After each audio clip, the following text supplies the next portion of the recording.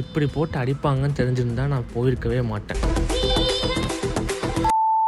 ஒரு ஈவினிங் விட்டதை பாட்டு நான் பாட்டில் யோசிச்சுட்டு இருந்தேன் என்ன பண்ணலாம் அப்படின்னு. டக்குன்னு எனக்கு யோசனை வந்துச்சு, நம்ம ஏன் கேம் சென்டர் போகக்கூடாது, போய் ரொம்ப நாள் ஆச்சு, உடனே டைம் வேஸ்ட் பண்ணக்கூடாதுன்னு சொல்லி கண்ணாடியை போட்டு கேம் சென்டர் கிளம்பிட்டேன்.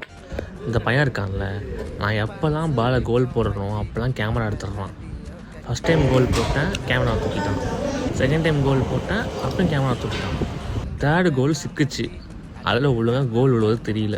அப்படியே இந்த 2 பேர் ஸ்மாக் டவுன் ஆடலான்னு கூப்பிட்டாங்கன்னு போனால் இந்த பையன் போட்டு தர்மாட்டி அடிச்சிட்டான் என்ன. இப்படிதான் அந்த கடையோட ஓனர், இவரை போட்டு அடிச்சிங்கன்னா இந்த கேம் சென்டரே உங்களுக்கு ஃப்ரீயாக கொடுத்துருவாங்க. இவ்வளோ சொல்றியே, இந்த கடை எங்கே இருக்குது? இந்த மயிலாடுதுறை எங்க இருக்கு? இங்கே தான் இருக்குது. லொக்கேஷனை கேப்ஷனில் போடுறேன், போய் பார்த்துக்கோங்க.